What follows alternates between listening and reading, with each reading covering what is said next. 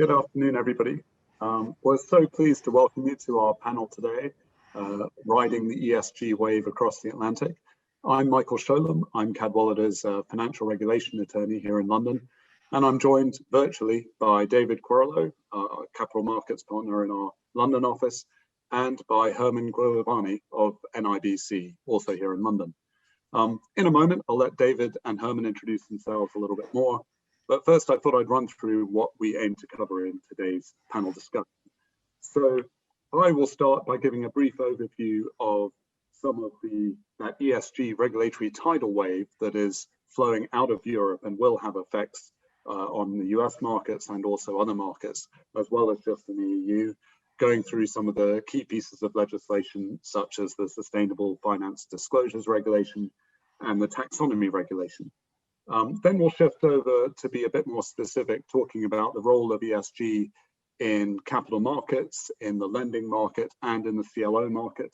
And we'll discuss a recent transaction that both David and Herman worked on, the Northwesterly 6 CLO transaction and its novel ESG elements. And then we'll have a discussion about how EU banks in particular are incorporating ESG into their lending practices and into their structured finance businesses. But I thought I'd just start by a bit of introduction about me. So I cover the whole gamut of financial regulation in the EU and the UK, and that includes all of this tidal wave of ESG regulation that will apply to asset managers, banks, insurers, and also listed companies in the EU, and will also have an impact outside of the EU for any large financial institution that wants to market its products into the EU in the future. And a lot of this is coming. So I expect to be quite busy advising clients on it in the future. I'm going to just briefly let David and Herman tell you a little bit about their practice and how ESG relates to it, and then we'll move into the teeth of that wave that I was talking about. So maybe David, if you go first. Sure. My name is David Quirolo. I'm a partner in Cadwallader London. I specialize in CLOs and securitizations. And I also advise the Loan Markets Association on any regulation affecting the CLO market. ESG has slowly but surely crept into the CLO market. And I think, as we'll get on to later, what started off as a few restrictions in the transactions has really expanded quite significantly, even over the past year. Okay, thanks, David. And Herman? Yes, Herman Guilavani. I'm head of credit management at NIBC Bank. NIBC Bank is a Dutch bank with a specific focus on ESG, and I'm responsible for CLOs and other fund formats which invest in leveraged loans and high-yield bonds. The recent transaction, Northwesterly 6, was in compliance with ESG best practices, and that is actually reflective of the bank's long practice of complying with the UN Equator Principles and Global Compact and Principles for Responsible Investing. And even before Northwesterly 6, we had been utilizing ESG screening for our investments starting a decade ago when it was called CSR. So this is basically a logical extension, evolution of our original investment strategy into a more formalized approach to ESG.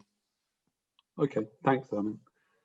So I thought I'd start at very high level and just refer a little bit to what Bill Ackman said in the discussion in the last hour or so. And it's good that he focused in part on climate and ESG factors and talked about the need for the government to give a nudge in the right direction sometimes, but that he believed that the forces of capitalism will eventually drive markets to do the right thing in relation to ESG factors. But taking a step back even more, what does ESG stand for? Well, it's environmental, social, and governance factors. It is a major area of focus for global regulators at the FSB level, but particularly in the UK and the EU, we've seen a huge increase in this as something that they want to address. So the European Union, with the new commission that came in 2019, has set itself the goal of becoming carbon neutral by 2050. It needs to energize and enable finance to enable that to happen.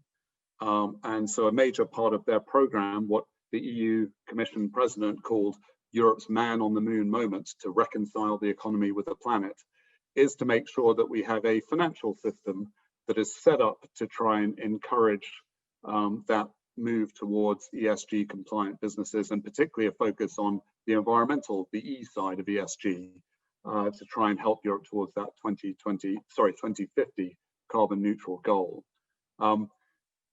This impact of the regulatory initiatives that I'm going to talk about will be particularly felt by the asset management industry at first, in terms of its disclosure obligations to their investors and the way in which it describes their investment priorities. But it will spread across pretty much all of Cadwallader's client industries and sectors, into the listed companies, into banking and lending practices as well. So at the EU level, and this does cover the UK for the most part, because a lot of this has been developed prior to the Brexit decision and prior to Brexit taking effect in January next year. We have the EU Green Deal, which is the entire legislative program to try and ensure carbon neutrality by 2050. But then the Commission has launched what's called the Action Plan on Financing Sustainable Growth. And that has approximately 20 legislative initiatives to try and ensure that the financial industry is helping achieve the goals of the EU Green Deal. I'm going to mention two of them in particular: the Sustainable Finance Disclosures Regulation, SFDR for short, and the Taxonomy Regulation, which are the two key ones, in part because they come in so soon. But I thought I'd also mention, while I'm here, the Non-Financial Reporting Directive, which applies to large listed EU companies, and requires, and has required since 2016, those companies to cover in a non-financial statement in their annual report ESG matters. What the European Commission is proposing is to make sure that in the future, those listed companies in the EU cover ESG specific factors that will be laid out in legislation in their annual reporting. And that, the idea is, will help banks and asset managers come to terms with gathering in the information they need about ESG factors for their own reporting in the regulated sector. I thought I also mentioned the Climate Benchmarks Regulation, or Low Carbon Benchmarks Regulation. So what that did was amend the EU benchmarks regulation that applies to administrators of indexes in the EU, creates two new categories of climate-related benchmark, so a label for that particular benchmark to be used by market participants, but also require ESG disclosure for all benchmark administrators, the likes of MSCI, S&P, and ICE, will all have to take into account sustainability in the way in which they describe the administration of the indexes that they sell to financial market participants. There are also forthcoming changes to the Markets in Financial Instruments Directive in Europe and the Insurance Distribution Directive in Europe. These are designed to ensure that when providing portfolio management or investment advice services under MiFID, those managers and service providers are considering the ESG preferences of their clients, and in a way that's typical for EU regulation and legislation, that assessment of a client's ESG preferences will have to be in a very prescribed form, and reporting and records will have to be kept as to how an asset manager is dealing and satisfying its clients' ESG preferences. But coming back to the two main pieces of legislation I want to talk about. So first of all, we have the Sustainable Finance Disclosures Regulation. What this does is, from March 10th, 2021, ESG disclosures will be mandatory for what are called financial market participants. So that category of FMPs, financial market participants, includes asset managers, banks, pension funds, insurance companies that are licensed in the EU. But interestingly, these disclosure obligations will also apply to non-EU financial institutions that are marketing products or providing portfolio management services to EU clients, so an extraterritorial effect. In basic terms, there's two sets of obligations under the SFDR. There's obligations at the manager entity level, and at the product level. And those disclosure requirements relate to the way sustainability risks are integrated into the business of the manager or the financial institution. They will also have to report on the principal adverse impacts of their investment decisions on a prescribed list of sustainability factors. So this is all at the entity level on the website of the financial market participant. Then in addition, in pre-contractual disclosures for, say, an interest in a fund for their products, they will have to set out, if they want to call that product a green product, essentially a whole set of other prescribed disclosures about how those products comply with sustainability objectives. And they're divided broadly into two different groups. You'll have what will be known as an Article 8 type product, which will be a light green product where they take sustainability factors into account, and then an Article 9, which you might view as being a deep green product, Article 9 product, where a sustainability factor is the actual objective of that particular fund. So that kind of product, you might clearly expect an impact fund that has a specific environmental objective to fall into that categorization.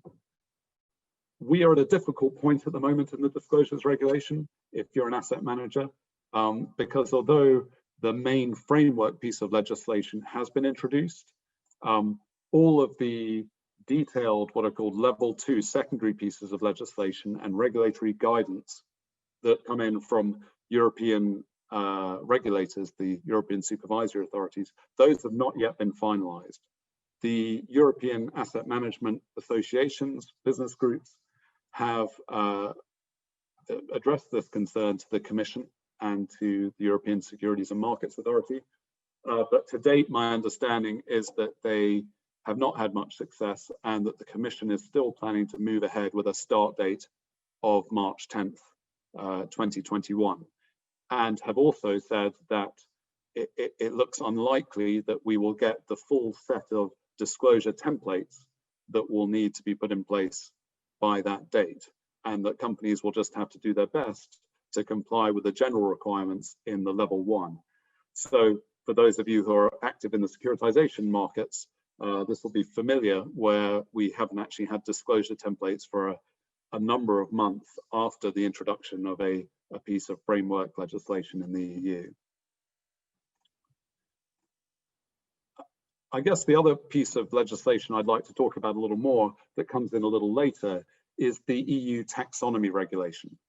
So the taxonomy regulation establishes a unified classification system on what constitutes an environmentally sustainable activity. So the idea behind the taxonomy regulation is it will apply across EU financial services legislation and prevent greenwashing. In other words, prevent labeling of a product as being ESG compliant or being green when in fact it's not. So in order to qualify to be an environmentally sustainable activity, an activity has to make a substantive contribution to one or more of 6 environmental objectives. And note, under the taxonomy regulation, here we're only talking about the E part of ESG. There's no social and governance part directly impacted by the taxonomy regulation, by this classification system. So those environmental objectives, where an activity must make a contribution to one of them, relate to climate change mitigation adaptation, but also recycling, sustainable water use, pollution prevention and control, and protection of biodiversity. So if you qualify for one of those objectives, if you make a substantive contribution to one, if the activity doesn't do significant harm to the other objectives, if it meets various international OECD and UN safeguarding standards, and if it meets with what are called technical screening criteria, then you'll be able to label it an environmentally sustainable activity. And this will have an impact across financial services on lending, on CLOs, on structured finance widely, on asset management. And that's because it applies to the same universe of financial market participants that the disclosures regulation applies to, and also to large corporates that are regulated under that non-financial disclosures directive that I talked about earlier. It will also apply to the EU Commission itself and to member state governments when they're setting standards, for example, for green sovereign bonds in the future. And I know the UK has said that it plans just in the last few days to issue a new green sovereign bond during 2021. So it's very wide ranging. It doesn't come into force until 2022. You might think it would have made sense for the taxonomy regulation and the disclosures regulation to come in at the same time.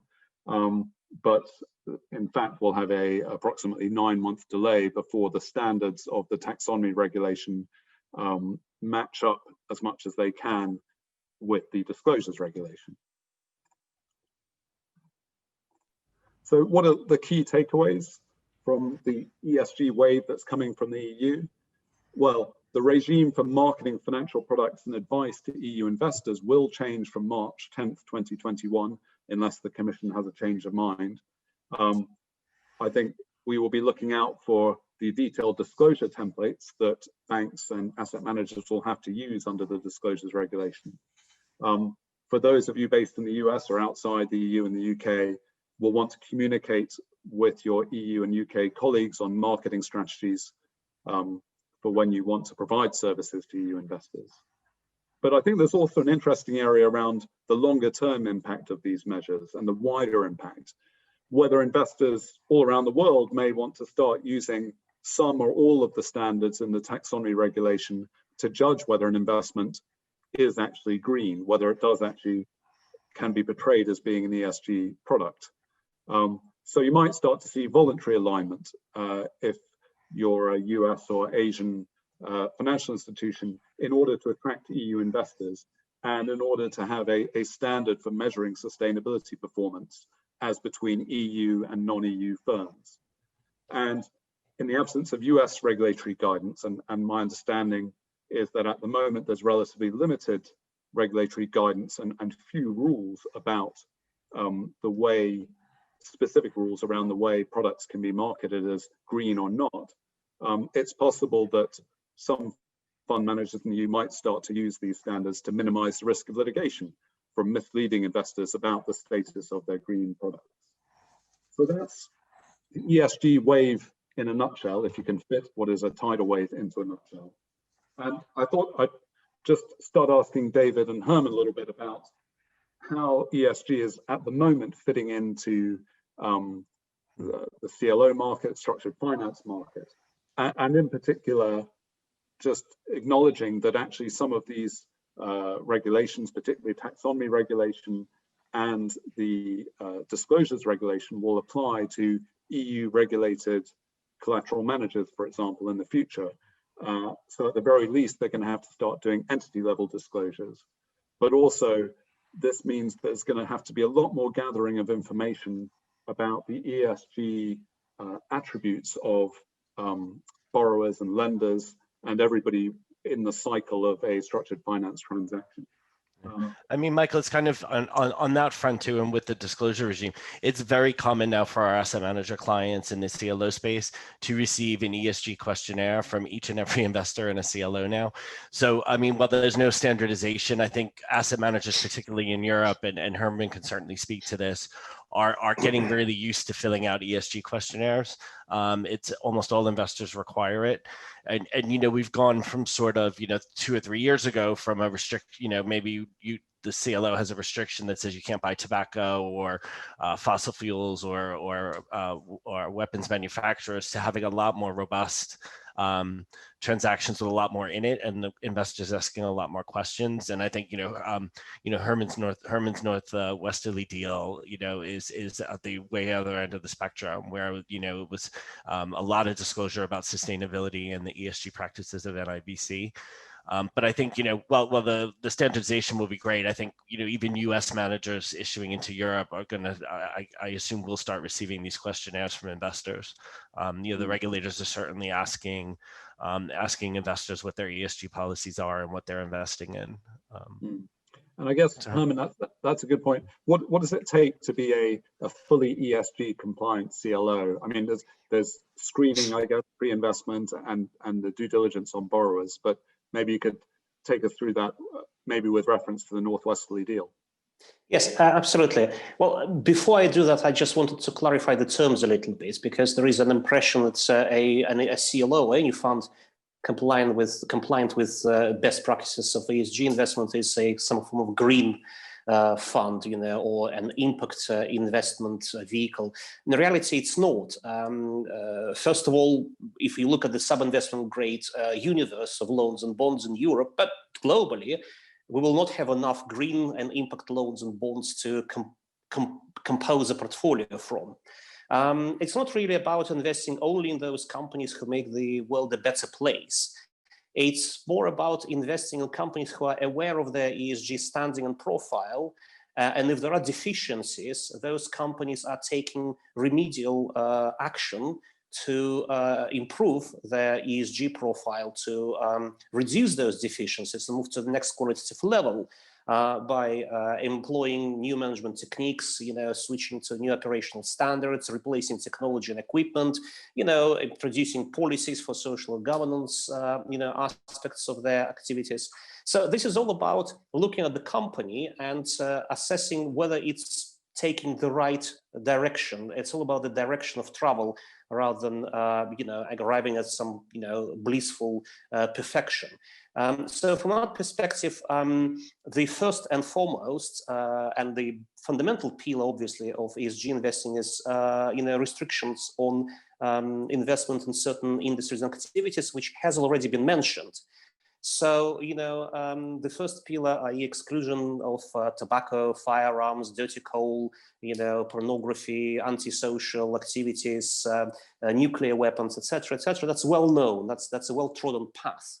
But where we wanted to push the envelope further, if you like, was to deliver to the investors transparency with regard to portfolio composition and give them something which they can actually touch and feel, and report to their advisory boards or their board of directors or supervisors, whatever.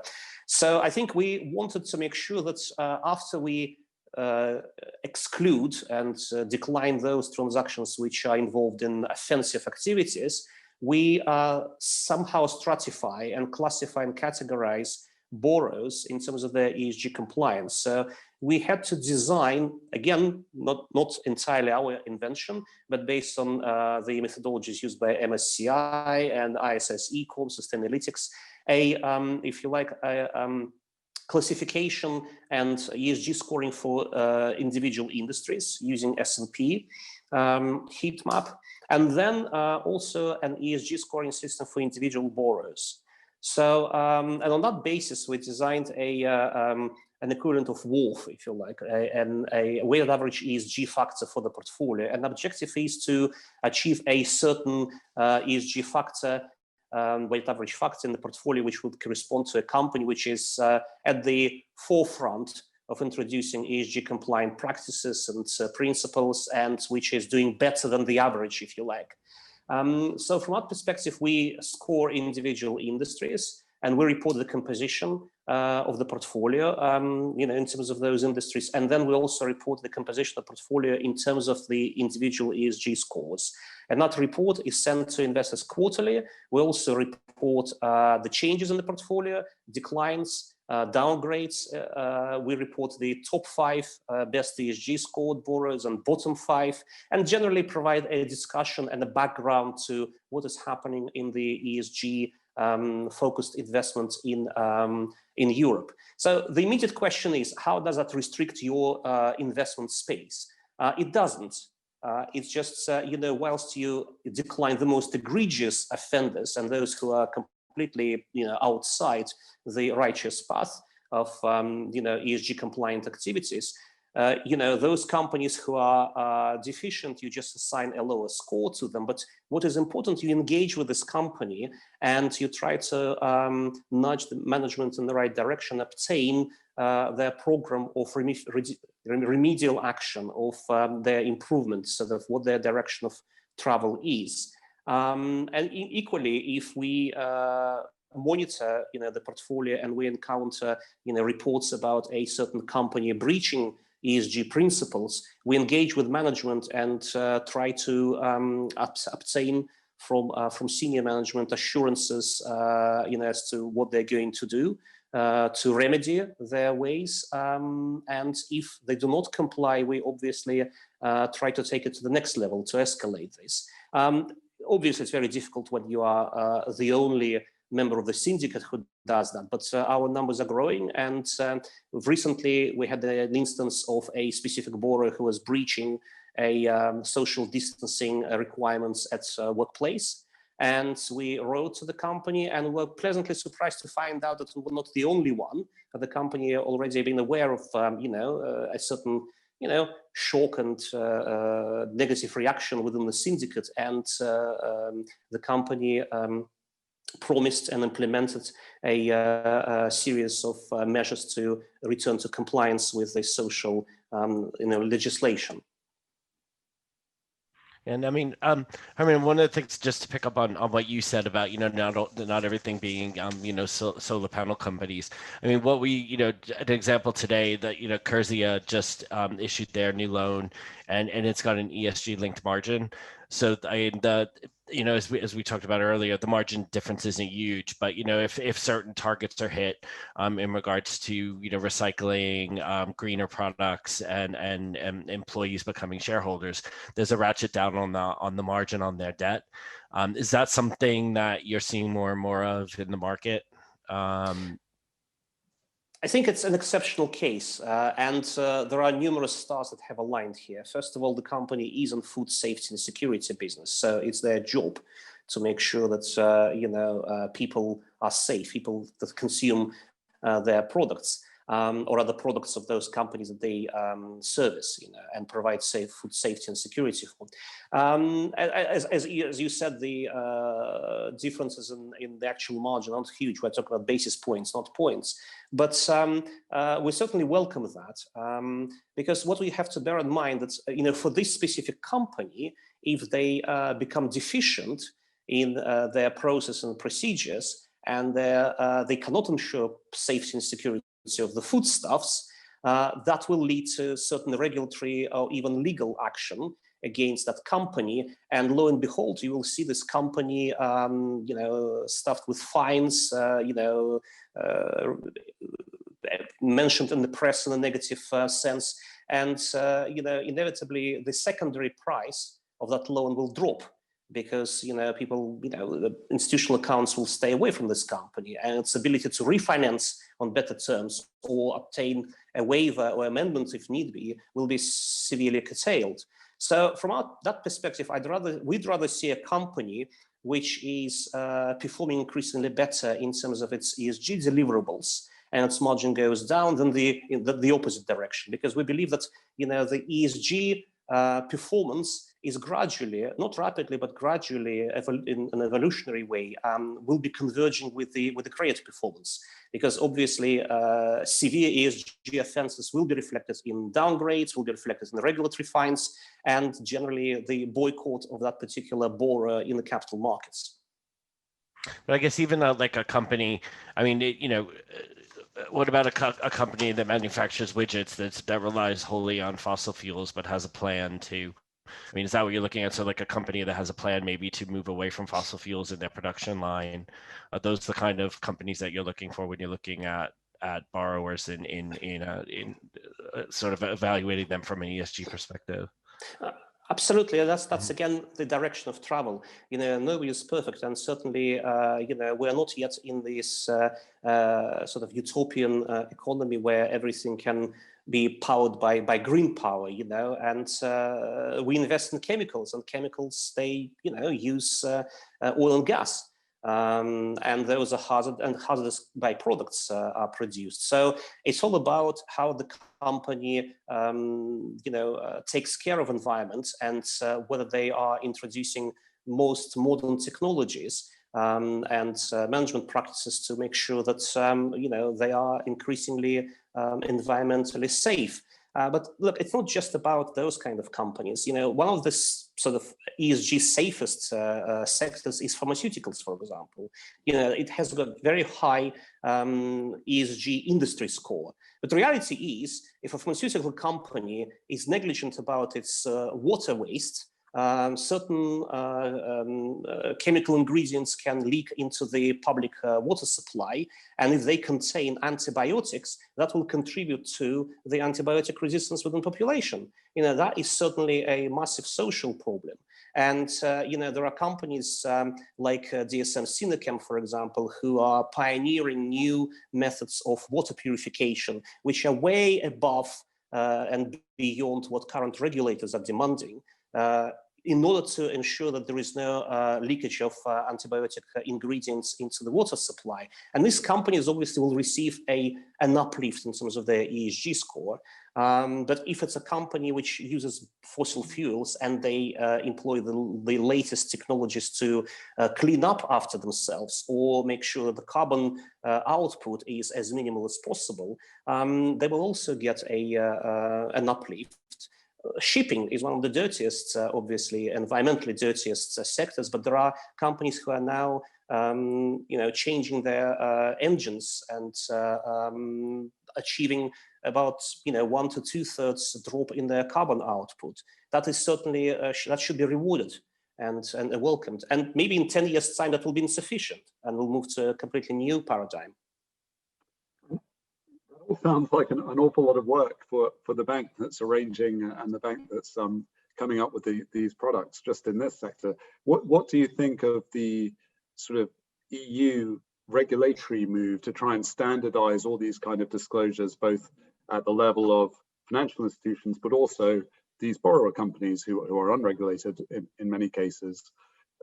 Is that helpful to you, or does the fact that you're going to have to look at different technical screening criteria under the taxonomy regulation when they're eventually produced, is that going to add an extra layer of burden and work on your work, or is it helpful to have that common classification put in place eventually for whether an activity is doing significant harm or whether it has an environmental objective? That's certainly helpful, but it's not entirely sufficient, because obviously every industry and sector and subsector, they've got their unique features, and one size fits all basically doesn't really work here. I've just given the example of pharmaceuticals. So, and this, situation with, water purification is developing more rapidly than any taxonomy can, basically accommodate. The problem is that all the recent initiatives were somewhat insufficient, and they are, to an extent superficial, but we need to start somewhere. ELFA, European Leverage Finance Association, published the sort of disclosure guidelines. They're fairly limited, but let's put it this way. If every single borrower provides those disclosures, that is already a massive step forward. We use our own questionnaires, which we use to populate the ESG toolkit, which then calculates ESG scores. We've been quite pleased recently that one of the borrowers who received our questionnaire asked our permission to send the completed questionnaire to everybody in the syndicate, because they thought that's a very detailed and comprehensive questionnaire that everybody can benefit from. And we're very happy with that. There is no pride of authorship. We'd rather there is more information coming from the borrowers than less, and people can form a view. But we have seen a lot of progress. I mean, a section in the info memo containing ESG disclosures is now almost ubiquitous. Indeed, certain borrowers commission ESG reports from independent providers, and in critical industries such as chemicals, these days you do see a due diligence report on their ESG performance. So compared to 12 months ago, it's a massive leap forward. So to be honest with you, yes, it's a lot of work, as you said. But we're getting more and more tools, and help from the borrowers and the sponsors. There is a lot of industry research. Then there are platforms like LexisNexis, Dow Jones Bad Press Check, which you can use for these purposes. And finally, it's all down to the experience of individual analysts. If an analyst, a credit analyst, is an industry expert, it's part of his or her job to keep abreast with regulatory developments for that industry and the direction the industry going, because as I said, very soon ESG risks and credit risk will converge. Mm.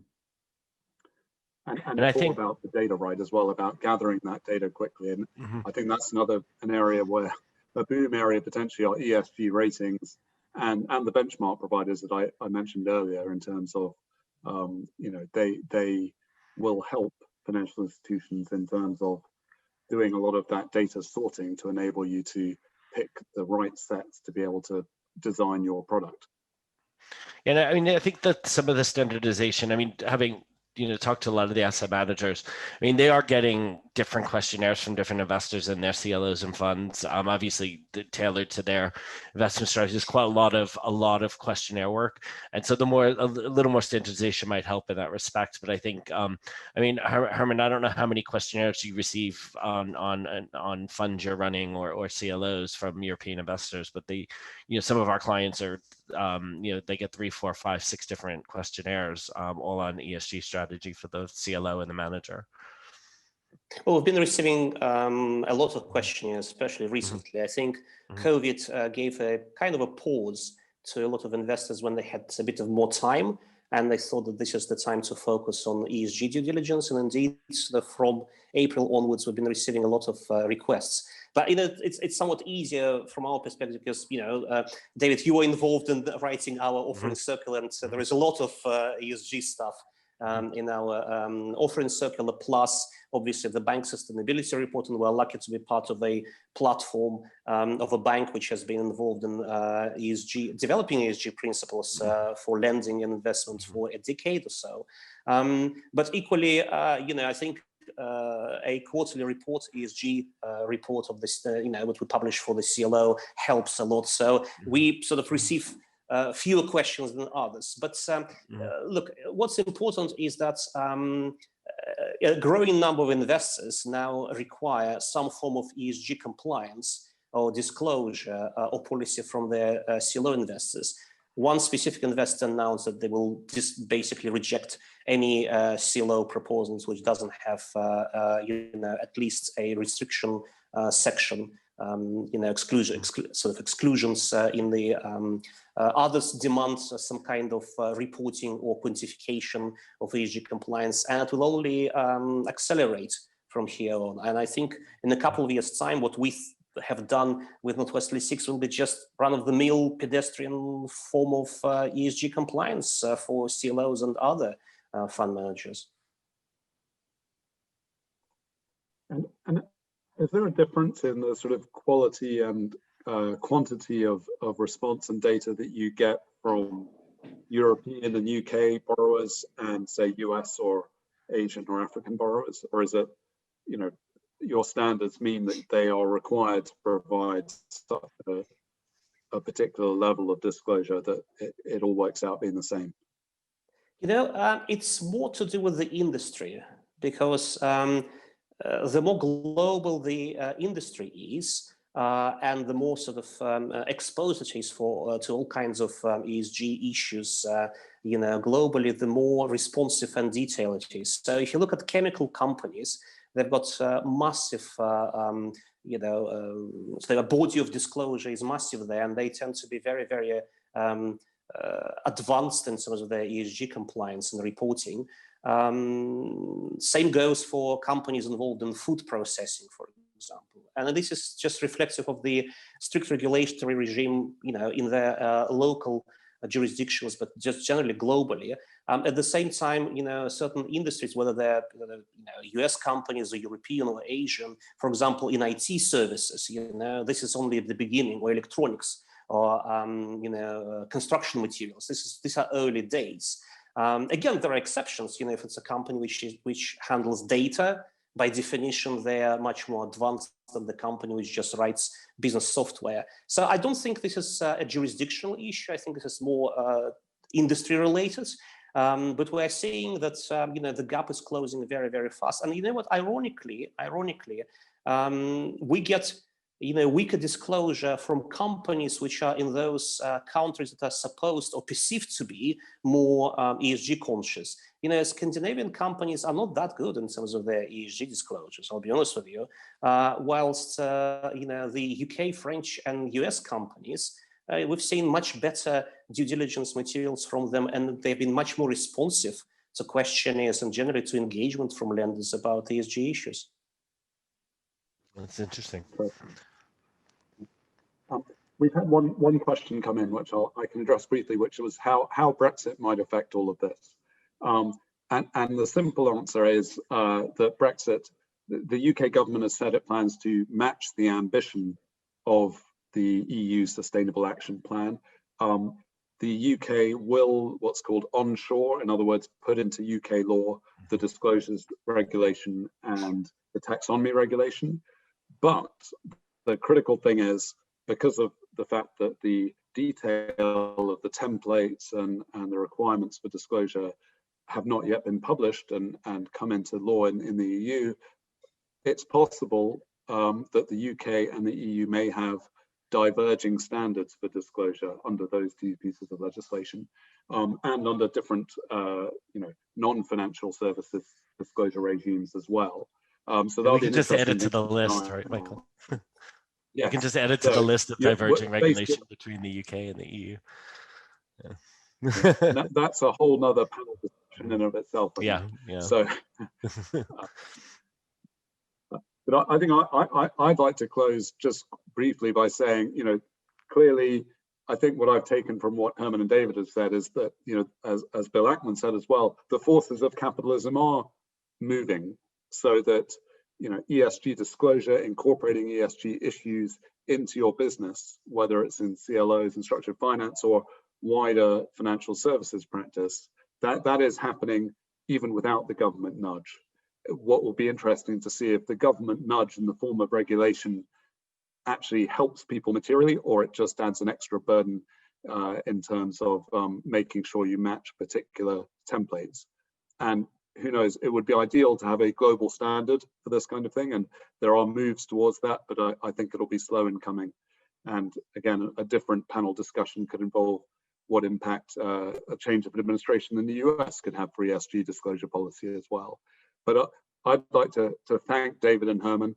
We've got a couple of minutes if either of you would like to say a final couple of words on your impressions for the future of ESG.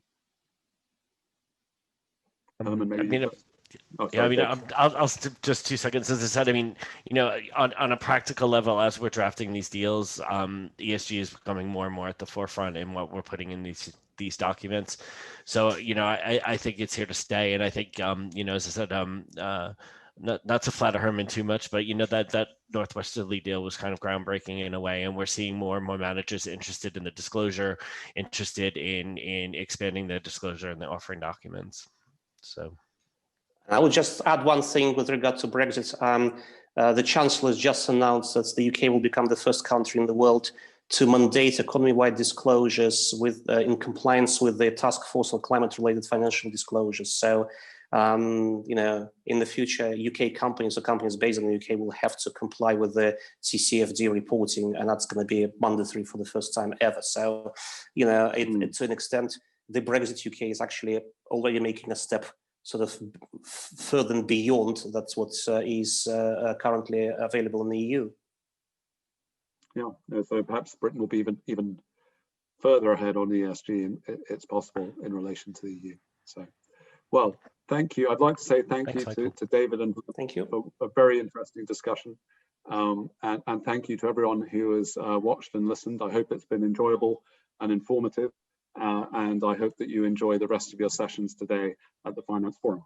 Thank you very much. Thank you, Michael. Thanks.